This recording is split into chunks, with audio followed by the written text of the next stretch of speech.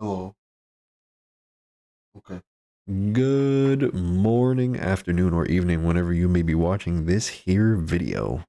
My name is Joshua, and I will be your words of wisdom advisor today. And today's topic of conversation, as seen in the title, detaching yourself from the outcome. A lot of times, I realize as creators of just general life, we tend to have expectancy for certain outcomes that may not happen and that may throw off our emotional balance that we have within ourselves. And it makes us question if we're making the right choices or if we're doing the right thing. So when I say detachment, I don't mean not to care, not to put in effort, because effort is important, but also making sure that you're not attached to whichever way that this goes. You can have hope. You can expect it to do well. You can have that best foot forward. You can put your best foot forward on things. And that's not a problem. Having that intention is really strong. And it actually helps you develop a better mental prerogative, I want to say, or a mental perspective.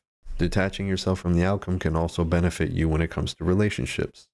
If you're building something with somebody new, or just general friendships or anything like that, if you're working on a project together, detaching yourself from the outcome also means you're putting more effort into the present moment, making whatever it is that you're creating the best it can possibly be. Romantic situations is the same thing. Have your standards, have your expectancy, but do not attach yourself to what the outcome may be.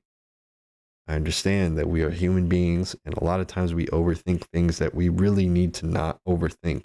We really should not be looking too deep into certain things. But I can also say I'm the kind of person that believes that everything has a meaning. There is a meaning behind your experience, behind your trials, and behind whatever it is that you're facing that's ahead of you. But it's important to note that this is about your journey and not the destination. So detaching from the outcome means you can have your thoughts about how this will turn out, but it's important that you stay present and focused on what it is you can do today versus what is down the line 10 years from now. Your worries from 10 years ago, your regrets, all of those things are delaying you from experiencing the present moment that you're in. So detaching yourself from the outcome is more than just taking out your emotion. It's more so about enjoying and experiencing where you are now, because I believe that you're where you're supposed to be right now. Maybe this just isn't your time, or maybe there's something coming up for you in the next 24 hours. Who knows? And a friend of mine, shout out Merm, I'll probably drop her link somewhere in here. You can go follow her. She asked me to talk about doing things that are good for you, even if you're afraid to do it. And I think this is an important note to make here. When you are afraid to do something, a lot of times that is when you are supposed to do it.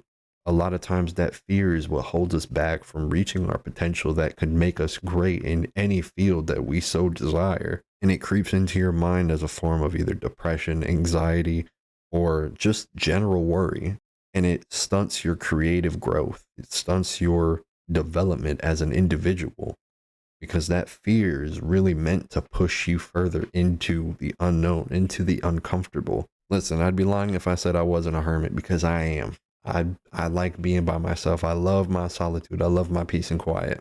I will never dispute that. And it would also be wrong of me to say that it doesn't affect me mentally, because as much as I enjoy my solitude, I know at some point I'm going to have to go somewhere where there's going to be more than two people.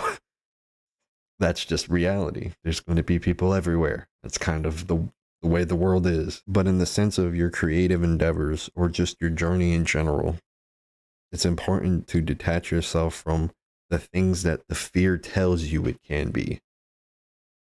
What you're afraid of, a lot of times won't happen. And sometimes it will. That's just the way life goes, because it's up and down. It's never a straight line. It's never just up. It's never just down. It's up and down. It's constantly flowing. And a really good way that I like to think about detaching from the outcome is, what is it right now that you're doing that affects you positively? Forget about the negative for a second. I know we get a lot of that these days. We have enough of that on the outside. Let's think about what positively affects us on the inside. I also want to put it like this: fear is an attachment. That's crazy. Think about it. If you have a fear, an emotionally fearful response to an outcome that has yet to happen, that is an attachment. The same can be said with way too much hope. I'm not saying that it's terrible to have hope, but also understand that a lot of things take time. There are processes that need to happen in order for you to progress in your journey. The most important thing is staying in the present with yourself. Knowing who you are deletes that fear that you have of things that may come down the road. And I'm nowhere near perfect. I experience those low moments all the time. Okay, maybe not all the time, but a lot. It happens. But the important thing is to get yourself back on track, because at the end of the day, you are the only thing in this world that you have complete and total control over. What you do, what you say, where you go, who you talk to, how you see yourself, how you respect yourself, how you treat everybody around you, how you do anything. You are the only one that has control over that. But that fear, that anxiety, all of that pain that you experience mentally, just jumping through hoops, trying to figure out every possibility of outcome that can go on with a decision that you make or a decision that you have made, it's going to kill you. It's going to drive you crazy. So take a step back and just look at yourself as a whole. Look at your decisions. Look at the things that you're doing. Only you have control over those. And live in your present. Experience the moments that you're in creating, because those moments only happen once. This moment is only happening one time. I could make a similar video to this, but this specifically will only happen once. So experience it. It's about the journey, not the destination. It's not about where you're going. It's the path you took to get there. And a lot of people miss that because we're worried about tangible things, things that in the long run aren't really going to bring us the fullest happiness of being, the peace of mind that we want. So take that time, enjoy your journey, even through all the hardship, through all the pain, through all the things you have experienced. Take all of that and summarize it. You don't got to think about it constantly. I know it's hard, especially for people who overthink. I am one of them.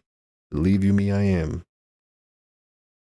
But just take a second to appreciate how far you've come, the journey that you are on, the path you are taking to building your future in this world, to leave your mark however it is that you are meant to leave it. And treat yourself with love and give yourself that patience, because, man, life is beautiful. I appreciate you taking the time to watch this video. If you enjoyed it, do leave a like and subscribe to this channel. I would love to see you back here again. Have a great rest of your day and bless.